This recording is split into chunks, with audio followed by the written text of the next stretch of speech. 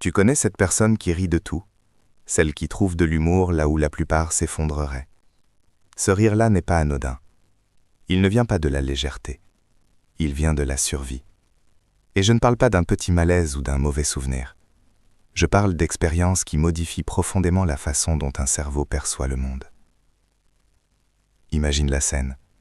Quelqu'un lui coupe la route en voiture. La plupart exploseraient de colère. Elle, non. Son esprit est déjà ailleurs, en train de se demander si cette personne traverse un divorce, une journée catastrophique ou une détresse invisible.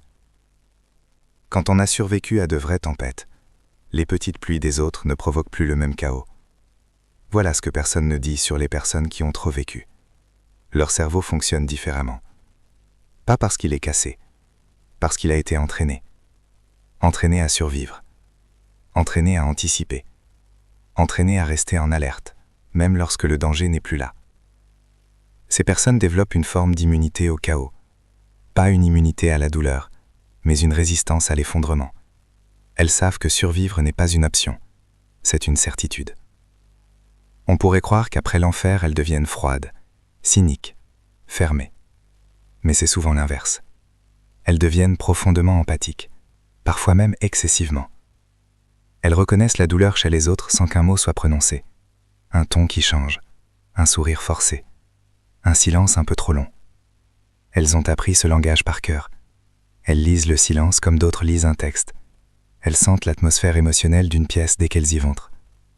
Là où certains voient des meubles, elles perçoivent une température émotionnelle. Et au milieu de toute cette douleur, quelque chose de fascinant peut apparaître. Les psychologues appellent cela la croissance post-traumatique. Les recherches montrent qu'une grande partie des personnes ayant vécu un traumatisme profond ne se contentent pas de se relever, elles avancent autrement. Leurs relations deviennent plus profondes, leurs priorités se clarifient, les petits moments prennent une valeur immense. Un coucher de soleil peut les bouleverser, pas par faiblesse, mais parce qu'elles savent à quel point tout peut disparaître. Mais il y a un revers. Leur système d'alerte ne s'éteint jamais vraiment. Elles s'assoient face à la porte dans les restaurants. Elles ont toujours un plan B, C et D pour un simple café. Ce n'est pas de la paranoïa. C'est un système nerveux qui a appris que la sécurité n'est jamais garantie. Et pourtant, elles minimisent constamment ce qu'elles ont vécu. Ce n'était pas si grave. D'autres ont vécu pire. Je vais bien. Comme si être perçu comme une victime était devenu insupportable. Admettre la souffrance ressemblait à un échec. L'ironie est douloureuse. Dans les relations, cela crée un paradoxe. Ces personnes sont soit extrêmement loyales, soit très distantes. Parfois les deux à la fois. Elles seront là pour toi à 3 heures du matin sans hésiter. Mais leur demander d'exprimer leurs propres besoins, silence radio. Parce que dans leur histoire, la proximité avait souvent un prix. Elles veulent profondément le lien, mais leur corps se crispe dès qu'il apparaît. Alors elles apprennent à ne dépendre de personne. Ça semble fort, jusqu'à ce que tu réalises à quel point c'est solitaire. Mais il y a aussi une capacité incroyable qui naît de tout ça. L'adaptation. Nouveau travail, nouvelle ville, vie qui s'effondre à mardi matin, elle s'ajuste. Et puis il y a l'humour, souvent sombre, pas par insensibilité, mais pour reprendre le pouvoir sur la douleur. Rire devient une armure.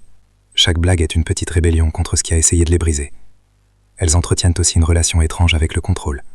Elles peuvent paniquer pour des détails insignifiants, tout en restant étonnamment calmes face aux grandes incertitudes de la vie. Parce qu'elles ont appris que le chaos majeur échappe souvent à tout contrôle. Alors elles gèrent ce qu'elles peuvent. Elles sont pleines de contradictions, fortes et sensibles, méfiantes et généreuses, lucides et pleines d'espoir. Mais sous tout cela, il y a un deuil dont on parle rarement. Le deuil de la personne qu'elles étaient avant. Celle qui faisait confiance facilement. Celle qui riait sans analyser la pièce. Celle qui n'anticipait pas le danger dans chaque silence. Comment expliquer que l'on regrette une version de soi que l'on connaît à peine? Comment dire que l'on est nostalgique d'un endroit qui n'existait tout dans notre esprit? Ce deuil ne les détruit pas, il les transforme. Il les rend plus calmes, plus attentives, plus intentionnelles. Elles recherchent la paix parce qu'elles connaissent le plus du chaos. Elles valorisent les personnes sûres parce que les autres leur ont appris la douleur. Et peut-être que c'est ça la vraie psychologie ici. Les personnes qui ont trop traversé ne font pas que survivre. Elles développent une compréhension profonde et nuancée de l'être humain. Elles savent que la force n'est pas de ne jamais tomber, mais de se reconstruire encore et encore, même lorsque certaines pièces ne s'assemblent plus comme avant. Leur douleur est devenue compassion. Leur survie est devenue sagesse. Elles brillent comme un phare, pas parce que leur vie a été douce, mais parce qu'elles se souviennent de l'obscurité. Alors la prochaine fois que tu rencontres quelqu'un étrangement à l'aise avec le chaos, rapide à rire de sa propre douleur, profond sans raison apparente. Sache une chose. Il a traversé trop de choses. Et pourtant il est encore là. À essayer. À espérer. Ce n'est pas juste de la psychologie. C'est de la poésie humaine.